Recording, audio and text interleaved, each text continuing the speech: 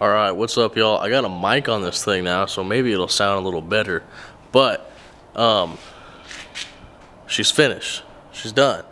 So, I'm going to give you the full walkthrough now of basically the boat of my NAR that I have now fully rigged up for my tournaments. Obviously, keep in mind, you can't use two motors during your tournaments, but while I'm pre-fishing or if I'm just fun fishing, I will have two motors on me and then make my decision when tournament day comes around which one I'm going to use. But let's just get right into it, huh? So, first things first, the obvious, we have the Minn Kota Tarova. I have the plug-in here for it. This is where I decided to put it.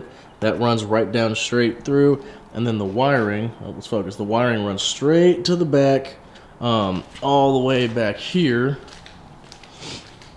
into the rear battery hatch where they put, where they actually designed this for a 100 amp hour 12 volt battery. So that's where the battery is going to sit, because I'm trying to counterbalance the weight, right? So if I'm choosing to use the Newport, 36 up front, 100 amp hour is in the back for the Minn Kota. So Minn Kota's up front. Next thing we have, I was talking about my roto grip here I have for the net. So here you go, right there. That's basically how it's going to sit. Obviously, that'll be folded down, so easier to get to when I'm sitting down. And yeah, you know what? I'm gonna just go ahead and kind of get in this thing for y'all to see what I'm talking about here. So as I'm sitting down, my net's here. Just reach up and grab it. It's the telescoping pole, so I'll just extend it when I need to. Here's my Humminbird Helix 10. Plug in there. So this is what I'll be running. Like I said before, I will be putting another one on here to run my Mega 360 eventually. Another thing I want to say about the Minn Kota is I tested it out a couple days ago on Lake Conroe, and I realized how much I'm used to fishing out of a bass boat that I want the pedal. I want the pedal on it. So what I did was, here's the pedal. But it's pretty easy. I mean, just the connection's up front, right up here. And I'm just running the wire kind of by itself, running here. So when I'm standing up, just like so, I go up front, mess with the pedal. And if I'm using this, the foot steering, I can just move it to the middle, get it out of the way.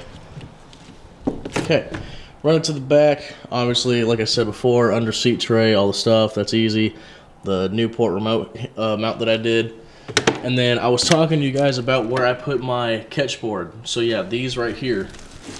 These roto grips are pretty simple.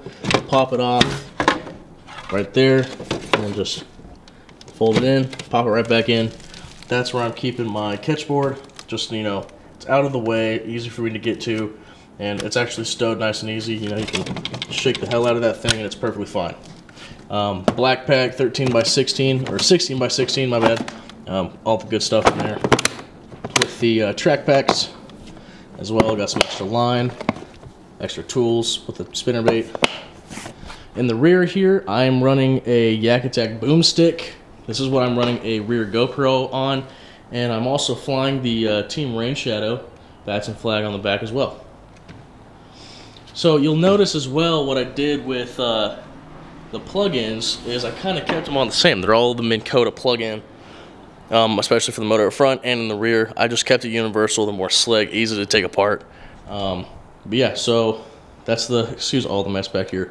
But yeah, so we're running the NK300 like I said. Let me get my ass off this trailer here. Try not to fall. So up front, I had talked to you guys about what battery boxes I was using. So this is the YakPower battery box. Running a 12 volt 23.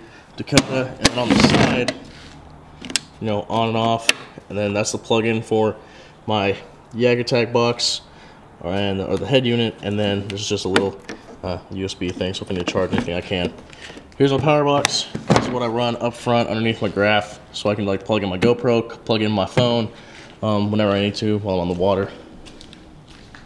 So, some of you will know this, why I did this here, some of you won't. So basically what I did here is I created a 1/4 inch PVC, I guess it's kind of like starboard, but it's just a PVC board is what I did here, and basically made an extension for it, because with the 300, the mount only goes up to right, or the lever only goes up to right here. So when you're pulling it up, it wants to rotate because it's not pulling it all the way down, right? So I created this extension for it, basically just mapped it out here, put the tape up, did everything I needed to, and then drew as I needed. So then made these, basically just bolted it up both sides, just like so. And then my carabiner clips into the top bolt here, so it's pretty easy, pretty secure. And then it's really nice because it just folds down all the way that it needs to. It doesn't rotate or anything like that. So y'all might be wondering, why is there a torpedo mount for my Newport? Well, hello. It's kind of a funny story. I was fishing at the Susquehanna in October of 23, and I had a little bit of trouble with my boat. It was the first time I ever fished on the Susky, and basically actually that's not even how the mount got lost. So lost the mount. My old Coosa X got stolen. It was actually my dad's, but it had my mount on it because I was using it at the time. So yeah, the mount got stolen. A lot of stuff other stuff got stolen off of it. So it was kind of a shitty ordeal, I guess you could say. But I just basically used old torpedo parts that I had to use it for now until I get my new parts in. I should be getting those in next week. So that'll all be fixed, but don't be mistaken, I do use Newport. I'm on their team. I don't use Torpedo anymore. So, but yeah, so essentially that's the whole rig. That's how I have this whole thing set up. It's great. I love this thing to death. Got my YakPower light there. Yeah, I think it's real awesome. I'm really digging the dual power or the dual motor setup, just because it gives me some more options, and I really like the idea of the spot lock. The spot lock is honestly phenomenal. I was fishing out at Lake Conroe, my local lake here, where I'm at, and yeah, just using that spot lock was phenomenal. I was able to just stay in one position while the wind was blowing like 10 miles an hour. So I'm like, oh, I'm just chilling. Click, done deal. So yeah, benefits to having both motors for sure. If you guys have any more questions, let me know in the comments down below.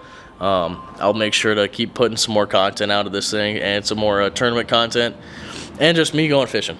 I know I have slacked on it before, but I will be putting out some more stuff. So yeah, I greatly appreciate all the support, you guys. And how about we get some B-roll, huh?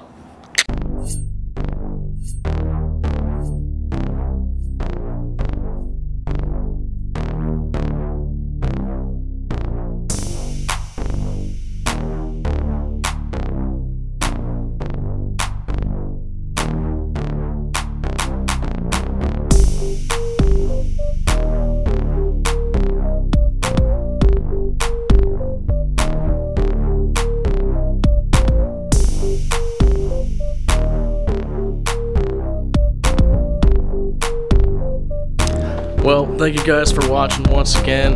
I guess I'll see you guys out on the water. My first tournament coming up is actually the Texas Bass Nation over at Caddo.